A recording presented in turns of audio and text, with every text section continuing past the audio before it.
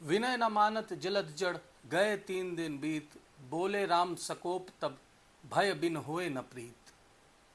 आइए संतोष वर्मा मामले में जिस तरह का प्रदर्शन आज भोपाल में हुआ, इसको देखने के बाद क्या मध्य प्रदेश सरकार को कोई बात समझ में आई है, अपनी गलती का एहसास हुआ है, या फिर देश में आग लगाने की मंशा स्वयं सरकार की है?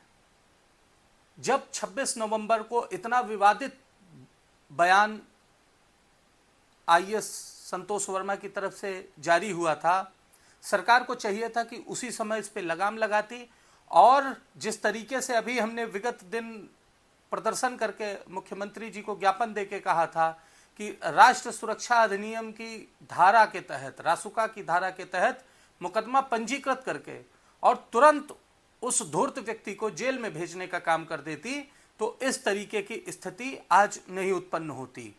देश के सभी प्रदेशों में लोग आक्रोशित हैं, लोग सड़क पे उतर रहे हैं, जो नहीं उतरे हैं वो उतरने की तैयारी कर रहे हैं, और पूरा देश एक छोटे से मामले को लेके तूल पकड़ता चला जा रहा है, और देश में सांप्रदायिक सौहार्द बिगड़ने की स्थिति उत्पन्न होने जा रही है। इसका 100% अगर कोई जिम्मेदार है तो वो मध्य प्रदेश की मोहन यादव सरकार है।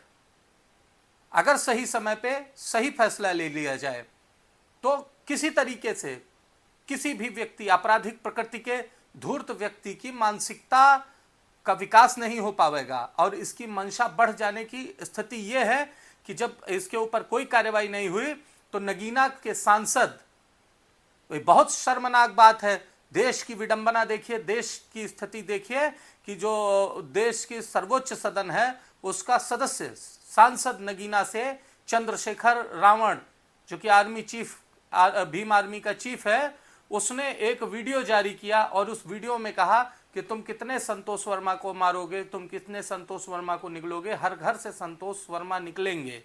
तुम क्या कहना चाहते हो? तुम देश में आग लगाना चाहते हो? सर्वोच्च सदन के सदस्य रहने का तुमको कहां से अधिकार है? माननीय प्रधानमंत्री जी को इस बात को संज्ञान में लेना चाहिए, राष्ट्रपति को इस बात को संज्ञान में लेना चाहिए, और तत्काल इस व्यक्ति की सदस्यता को रद्द कर देना चाहिए। और शांति भंग करने की धारा में मुकदमा किसी भी तरीके से इस तरह के कृत्य में स्वीकार नहीं है देश को। इन सभी व्यक्तियों को राष्ट्र सुरक्षा अधिनियम की धारा रासुका के तहत मुकदमा पंजीकृत कर तत्काल जेल भेजने की कार्यवाही की जाए।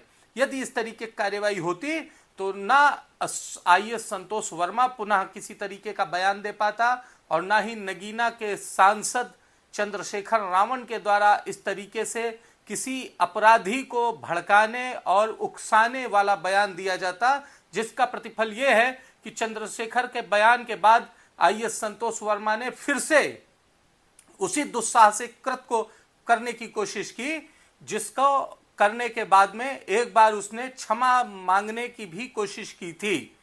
लेकिन यह किस तरीके की साजिश थी और किस तरीके की गिल्टी थी और क्या किया था, ये 2 दिन पहले आए हुए संतोष वर्मा के बयान से स्पष्ट हो गया।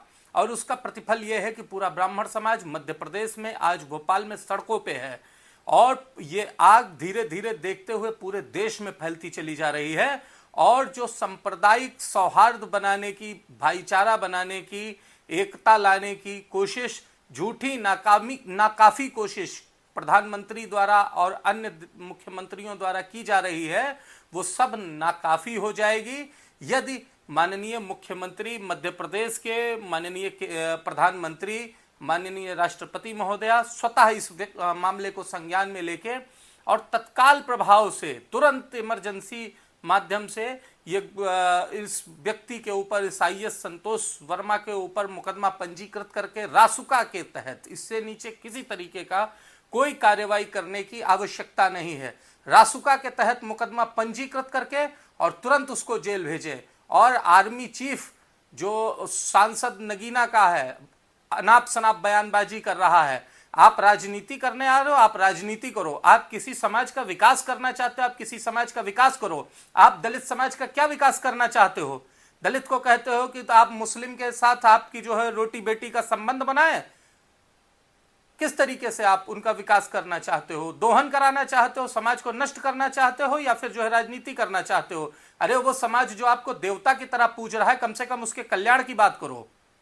कतई इन दोनों लोगों के ऊपर माननीय मुख्यमंत्री योगी आदित्यनाथ जी को संज्ञान में लेके नगीना के सांसद के ऊपर मुकदमा पंजीकृत कराना चाहिए, और राष्ट्रपति महोदया को, माननीय प्रधानमंत्री जी को संज्ञान में लेके और इसकी सदस्यता रद्द कर देनी चाहिए, और संतोष वर्मा को किसी भी स्थिति में तत्काल जेल में बंद कर देना, रासुका के तहत मुकदमा पंजीकृत करके ही इस समस्या का समाधान है।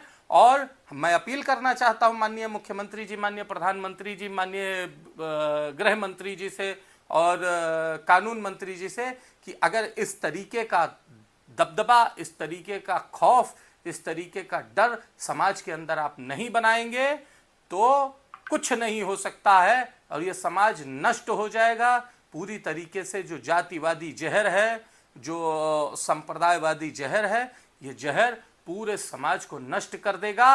और पुनः मैं वही तुलसीदास जी द्वारा रचित रामचरितमानस में अंकित उस दोहे को पुनः मैं एक बार अनुचरित कर रहा हूं कि इसका अनुसरण कीजिए, इसका अनुसरण कीजिए। भय बिन होए न प्रीत, आप वो भय उत्पन्न कीजिए तो निश्चित तौर पे इस देश के अंदर शांति स्थापित हो जाएगी, समरसता स्थापित हो जाएगी, भाईचारा स्थापित हो जाएगा।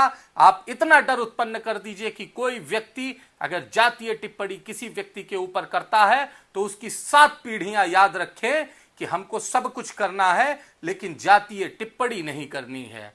हम सभी लोगों से अपील कर रहे हैं कि हमारे इस वीडियो को ज्यादा से ज्यादा शेयर कीजिए और माननीय प्रधानमंत्री जी के पास और माननीय मुख्यमंत्री जी के पास ये वीडियो पहुंच जाए हर हालत में।